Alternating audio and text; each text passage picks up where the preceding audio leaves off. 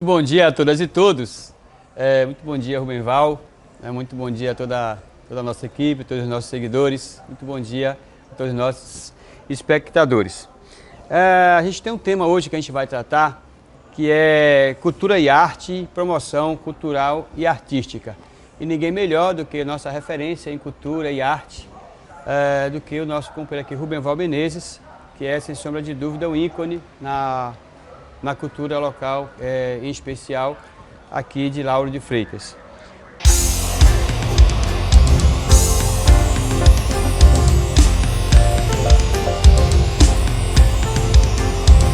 Todo mundo, todo mundo, todo mundo, todo mundo, todo mundo junto, todo mundo colado, todo mundo acreditando, caminhando lado a lado, todo mundo, todo mundo, todo mundo, todo mundo fala bem!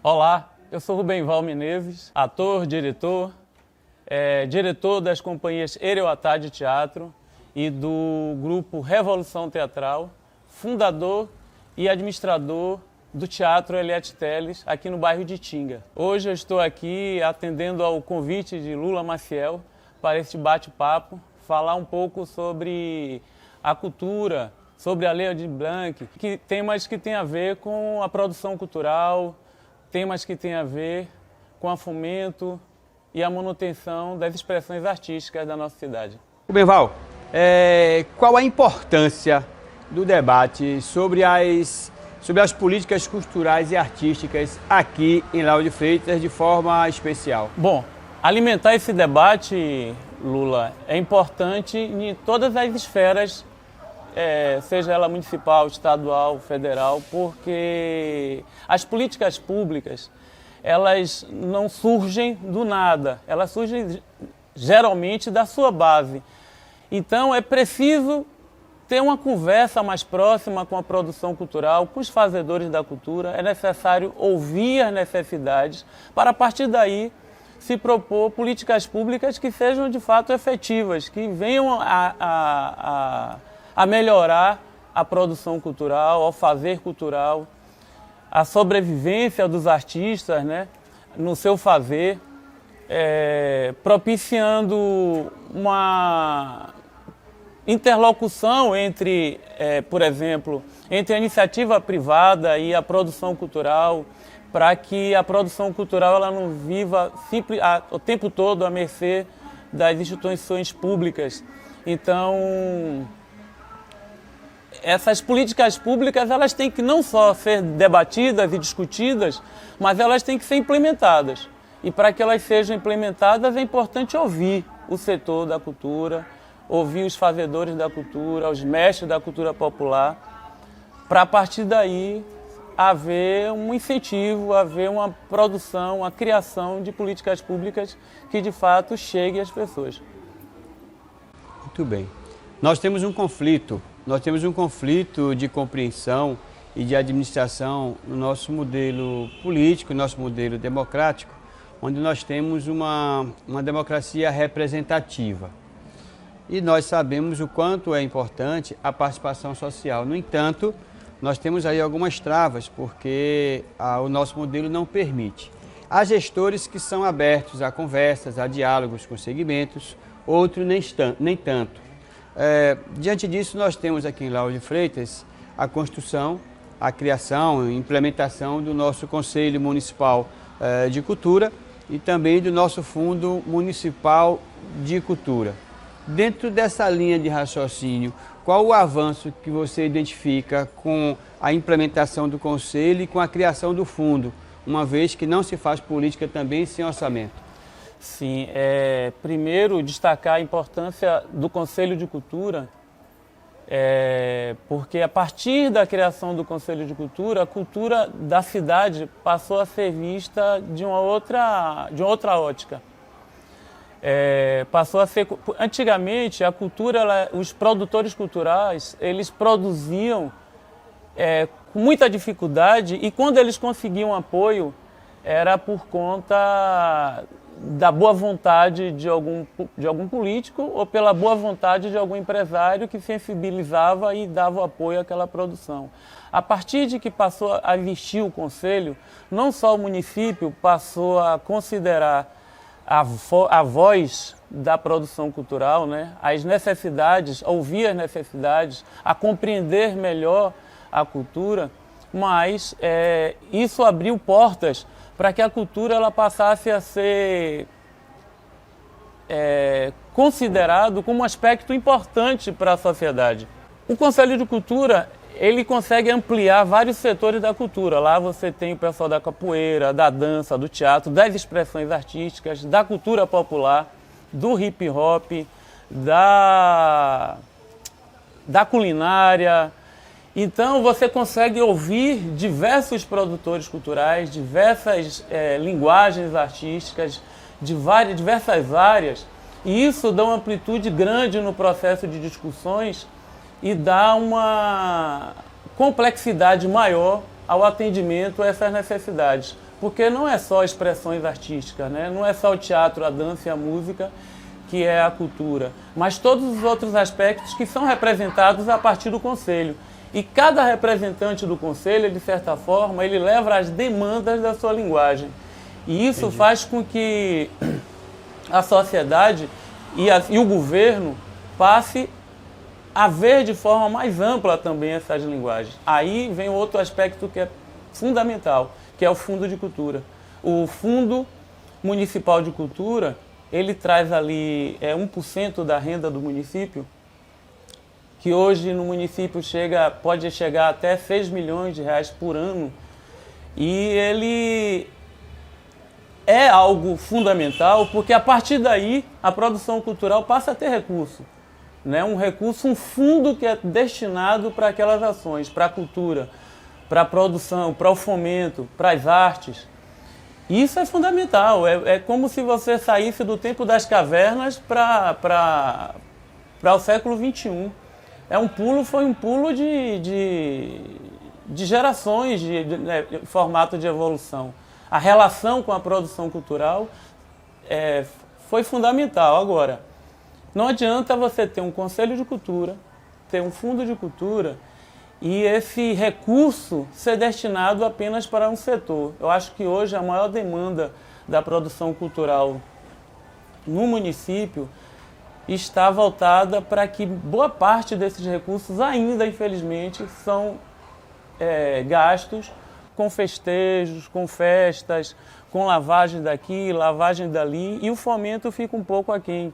Boa parte desse recurso é destinado para esse aspecto da cultura, e a parte menor, cerca de 5%, é que é investido para o fomento, para os festivais, para a produção, para apoio a grupos culturais, para editais. E isso ainda precisa do avanço. Por isso que é muito importante garantir o mandato, já que o mandato de Lula Maciel, que foi responsável pela criação tanto do Conselho como do Fundo, ainda há uma necessidade de avançar nesse sentido. Ainda há a necessidade de que esses valores sejam democraticamente divididos para cada aspecto da cultura e que não seja gasto apenas com festas e eventos populares. Na verdade, o que a gente sente, e isso é visível, as leis, de um modo geral, elas não funcionam sem a sua compreensão e compromisso social e compromisso das pessoas. Sem esses dois elementos, as leis não serviriam. E a questão do fundo e a questão do conselho são dois elementos que eu posso exemplificar. Se as pessoas não tiverem essa compreensão, não ocuparem as cadeiras que ali representam a todos os segmentos definidos ali naquela própria lei, e fazer valer aquele espaço, aí não faz sentido. Deixa eu contar uma coisa para vocês que é importante. Quando nós estávamos discutindo esse projeto de lei na Câmara, e nós apresentamos num primeiro momento e nós aprovamos essa lei do fundo juntamente com o Conselho. Só que aí nós percebemos que houve uma disputa muito grande, porque a disputa é direta, é eleição direta, as pessoas se cadastram para poder votar e garantir ali os assentos dos segmentos definidos naquela lei, conforme o seu espaço definido ali. Mas aí, o que nós percebemos? Nós percebemos que a procura pela disputa era muito grande, o que despertou em nós uma curiosidade, aí nós fomos observar. E nós percebemos que boa parte das pessoas que estava procurando a participação nesse processo, concorrendo à eleição, tinha relação direta com não apenas projetos, mas tinha com instituições culturais. O que para a gente era, digamos assim, um conflito de interesse iminente.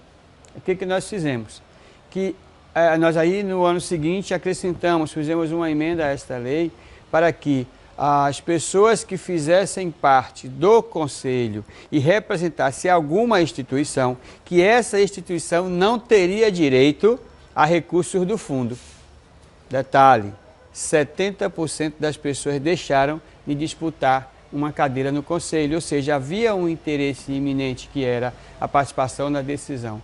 Que também não está errado, eu acho que é da política, as pessoas têm que se articular. A forma é que tem que ser melhor definida para a gente não acabar tendo comportamentos indevidos na condução do conselho, que certamente poderia comprometer o próprio fundo.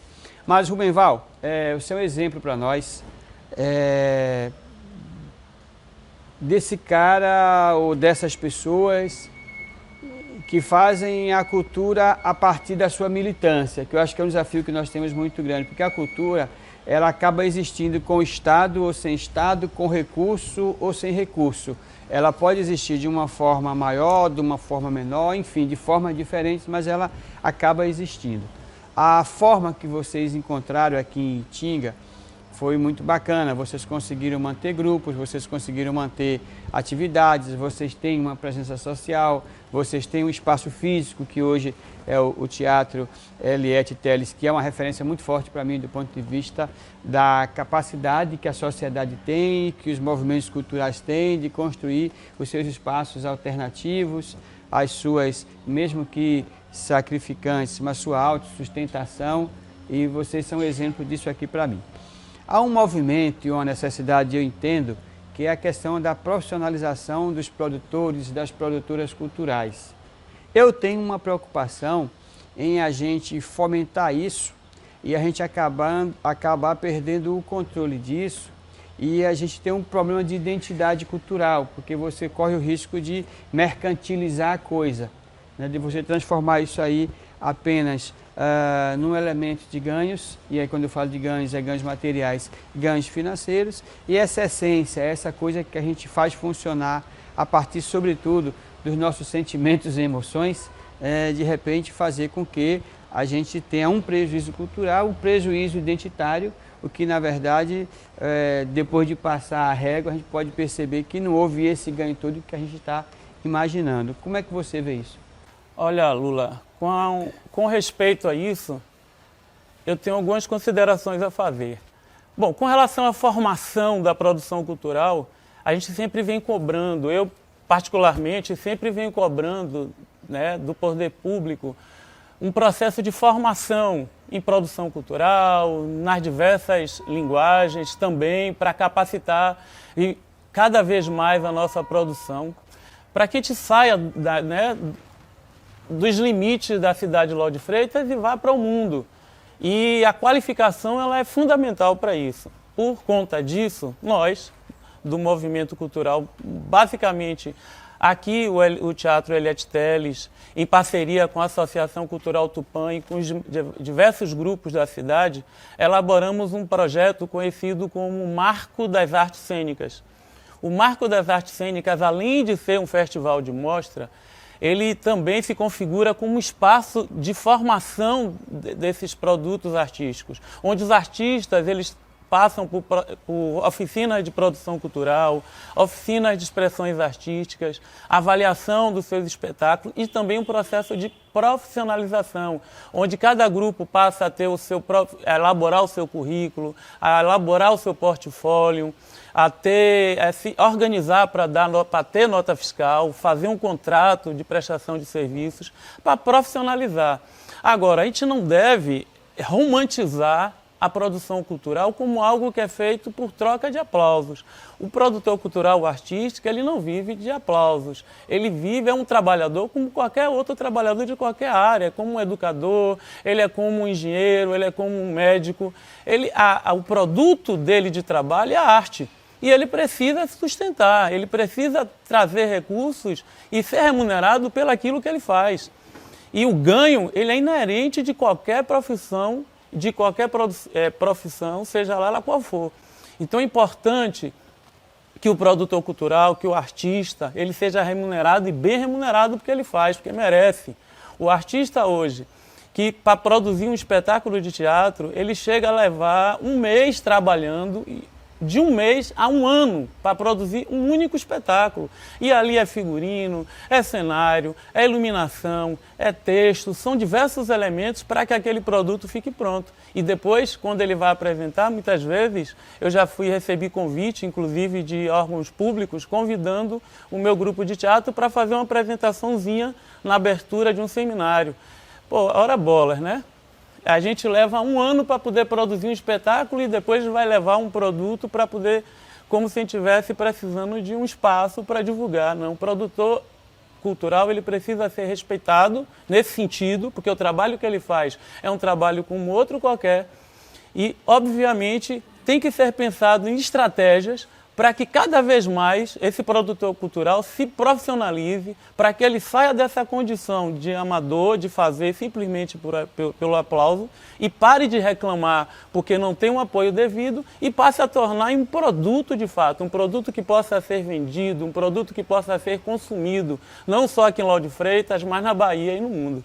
Essa é a posição que não só eu tenho, mas a maioria das pessoas que militam, assim como eu, no movimento cultural. Muito bem, Rubenval. A identidade cultural, ela precisa ser vista como uma questão de Estado. Não pode ser uma questão só de sociedade, não pode ser uma questão só de gestão, uma questão só de governo. Quando nós propusemos a criação do fundo, a criação do conselho, foi um pouco nessa vertente. Então, pode passar o governo que for, pode passar a gestão que for, mas essa estrutura está aí constituída para que a gente possa usar de eterno, digamos assim. A situação que a gente está vivendo com relação à crise pandêmica, ela trouxe uma série de desafios para todos os segmentos sociais e o segmento cultural não é diferente, evidentemente, deve ter passado também, como se diz popularmente, os seus perrengues, né? Os seus desafios para subsistir, não é mais nem sobreviver, já subsistir diante do que está colocado aí. E a Lei Aldir Blanc, ela aponta um pouco para essa política de Estado que a gente está falando, mesmo entendendo que é nesse momento de crise pandêmica. E aí volta aquela discussão nossa, que é a questão da aplicabilidade. Né? E dentro disso, os municípios, estados, todas as unidades federativas serão contempladas. Diante disso, como é que você está vendo essa implementação, essa aplicação da Aldir Blanc aqui em Lauro de Freitas, puxando um pouco aqui para a nossa seara?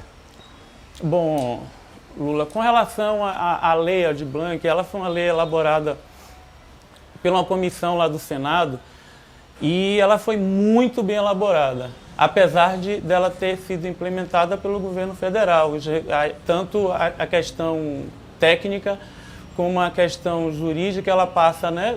O governo federal tem que passar todo o processo como deve ser feito pelos estados e municípios. O estado, ele elaborou rapidamente um site onde as pessoas que já estavam cadastradas poderiam estar recebendo esse recurso e também que podiam rapidamente se cadastrar.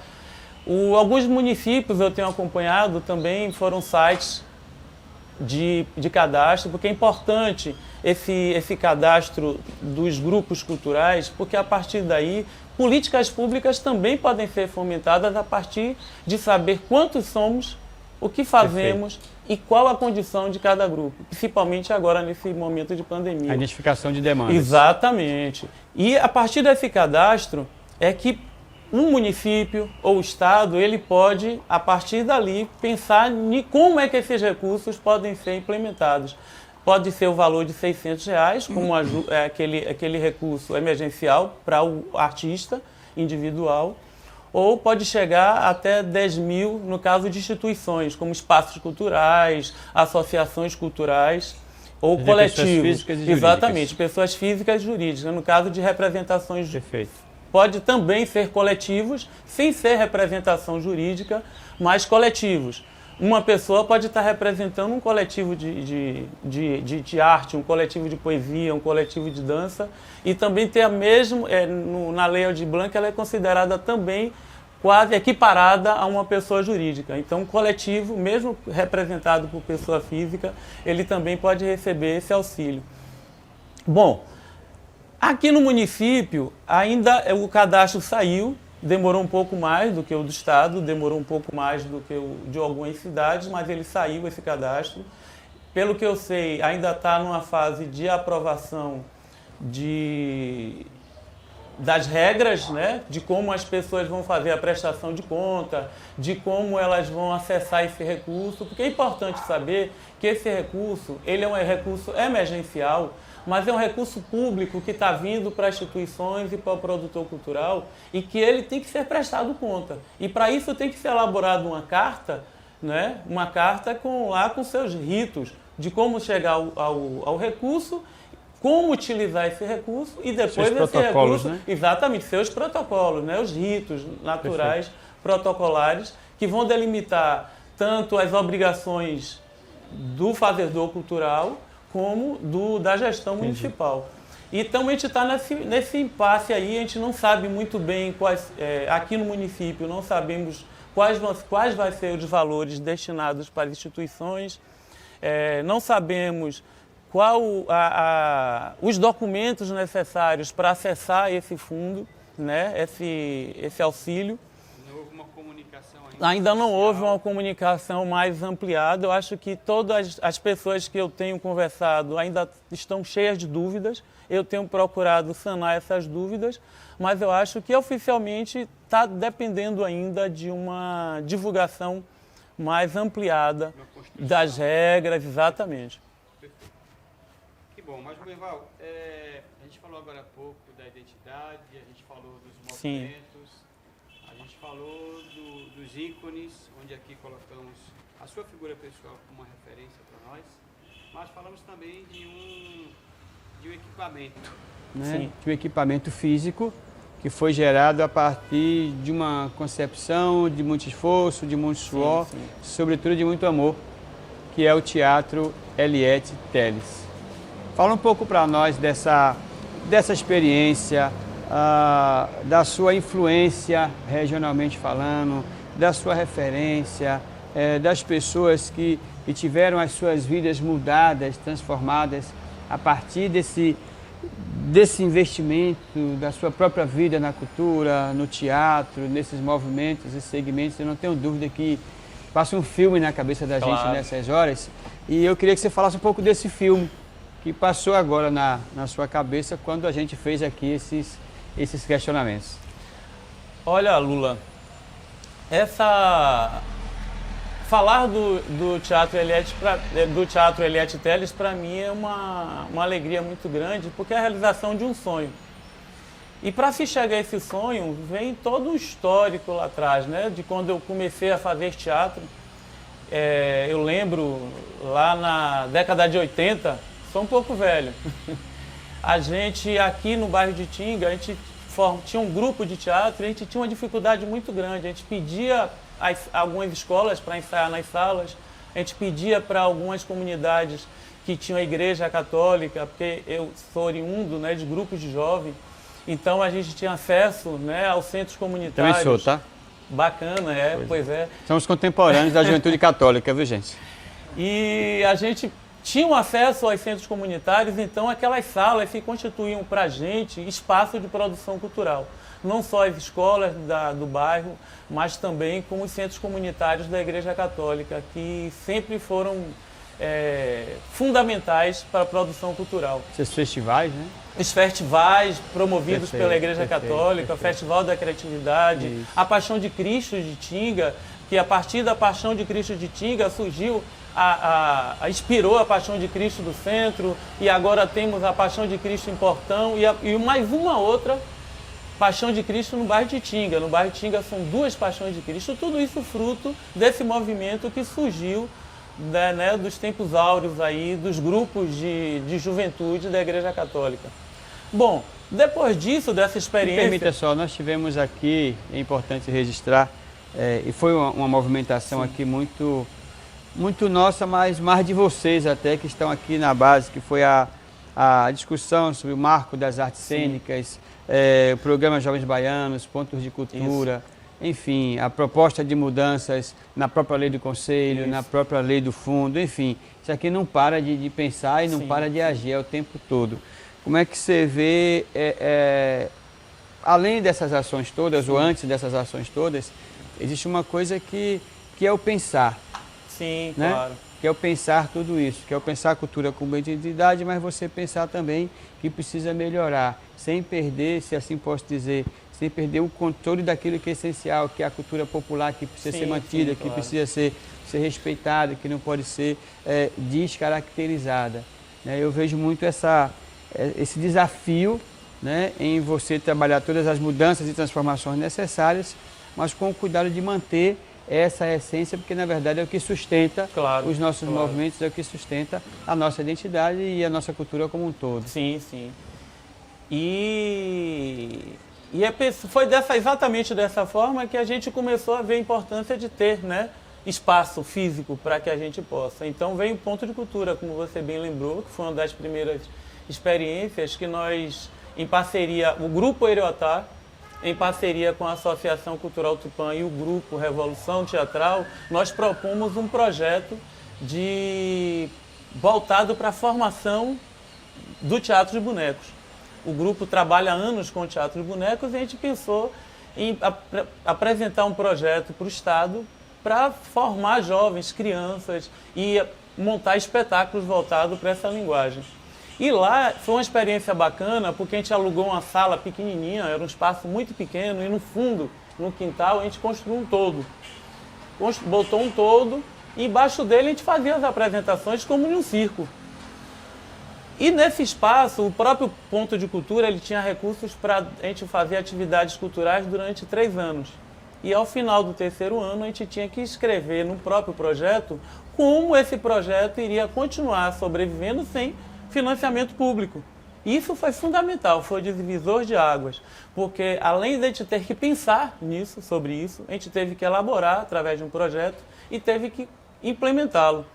E foi depois que acabou o recurso do Fundo de Cultura, foi que aí que começou a nossa história de sustentabilidade, porque a gente aí passou a cobrar pelas oficinas, montar espetáculos e cobrar por ingresso para assistir os espetáculos. E aí a gente passou a descobrir que é possível um grupo de teatro manter o seu espaço com o seu fazer cultural, cobrando ingresso, cobrando por oficinas, levando espetáculos para outras instituições. E assim a gente conseguiu pagar o aluguel, conseguia pagar a internet, conseguia pagar água, luz e até fazer investimento no próprio grupo, figurino, cenário.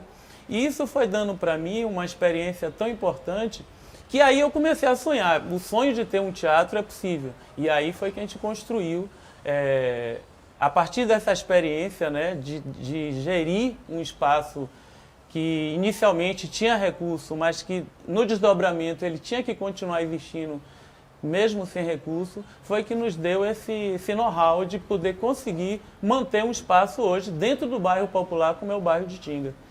Né? Que tem toda essa fala. Eu já ouvi muita gente dizer, mas como é que você constrói um teatro no bairro popular? Pois, se eu tivesse construído, por exemplo, esse teatro no bairro de Tinga, ele já teria, no bairro de Vila do Atlântico, ele já teria fechado. Ele hoje existe e consegue se sustentar porque é no bairro popular, né? Perfeito. Muito bom esse contato, muito boas essas informações. A gente entra num programa desse de um jeito e sai do outro jeito, porque primeiro pela energia, né? Depois pelas informações e cada vez mais convicto de que tudo que a gente fez tinha que ser feito e que a gente precisa melhorar cada dia mais. Nós tivemos muitas ações nos nossos mandatos anteriores com relação à cultura. Primeiro porque é a vida da gente. A gente também veio de todo esse conjunto, né, de movimentos, de todas essas formações, né, que você teve, que eu tive. E aquela passagem pela Juventude Católica foi fantástica, porque ele norteou a minha vida no que diz respeito à compreensão ambiental, à luta pela moradia, as questões ligadas à cultura como um todo, enfim, deu para a gente formação de caráter. A formação de caráter, as orientações todas. Tivemos muitas pessoas que foram responsáveis por essas orientações naquele momento. E isso fez com que a gente chegasse aqui hoje na condição de homem, de cidadão de bem, de pessoas comprometidas e compromissadas com a sociedade, de pessoas à disposição das lutas, pelas transformações. Eu acho que aquele momento foi fundamental para mim, para você e para tantos outros e outros colegas e alguns companheiros de movimentos que continuam conosco nessa luta. Mas nós tivemos, a partir dessa compreensão que nós temos sobre a cultura, nós tivemos algumas propostas, eu vou aqui listar algumas delas, certamente não são todas, quando nós propusemos lá atrás. A criação de um circuito de carnaval em Lauro do Freitas. Nós não tínhamos uma identidade, era tudo muito volátil, né? Digamos assim. Nós propusemos o programa de financiamento para produtores culturais, possibilitando a aquisição de equipamentos, como por exemplo instrumentos musicais e outros, para que as pessoas não ficassem com aquele desafio, né, de precisa fazer uma atividade, mas não tem instrumento. Nós propusemos, inclusive, isso no primeiro mandato de 2005, não está aqui não, viu, gente, eu lembrei agora, a construção de palcos fixos nas comunidades, porque é difícil você ter espaço para fazer apresentações. Sim.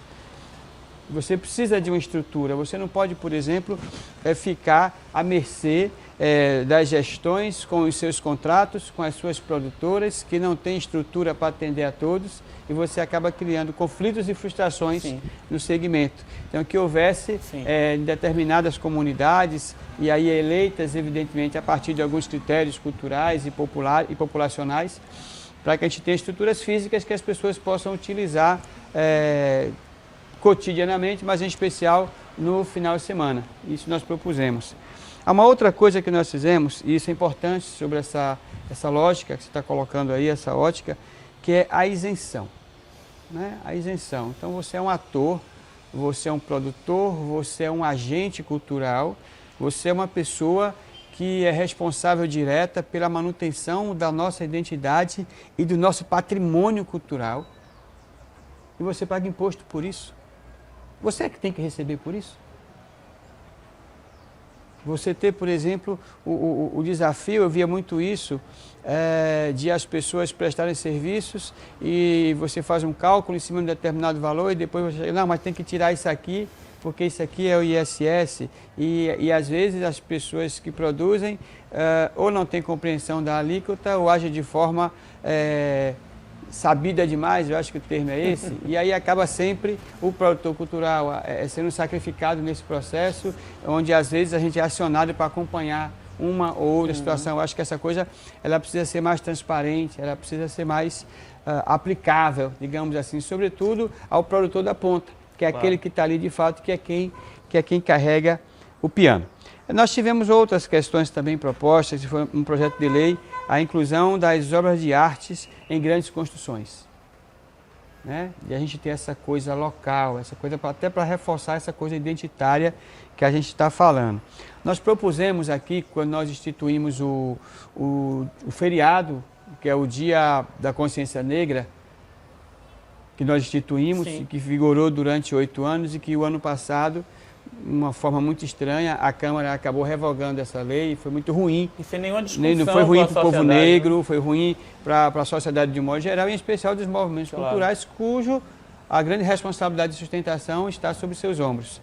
Tá? Nós tivemos aí, concomitante a isso, a criação da Semana das Artes Negras, exatamente para que nós não tivéssemos o Dia da Consciência Negra apenas como um feriado, como é dito por muitos, para dizer que não vale a pena, para desqualificar. Nós criamos concomitante a isso a Semana Municipal das Artes Negras, que é exatamente a 3ª semana de novembro, que culmina exatamente com o fechamento no dia 21, entre o dia 20 e o 21, para a gente poder dar vida, digamos assim, a esse dia, a esse momento de confraternização para a comunidade negra e da sociedade de um modo geral. A gente precisa retomar. Eu acho que a gente tem um desafio. Primeiro, retomar o respeito às organizações sociais, às organizações culturais, aos movimentos culturais. Eu acho que tudo precede disso. Então, se eu consigo fortalecer, se eu consigo respeitar, se eu consigo identificar a legitimidade dos movimentos sociais, dos movimentos culturais, aí eu posso construir tudo que efetivamente a gente se proponha. Mas isso precede.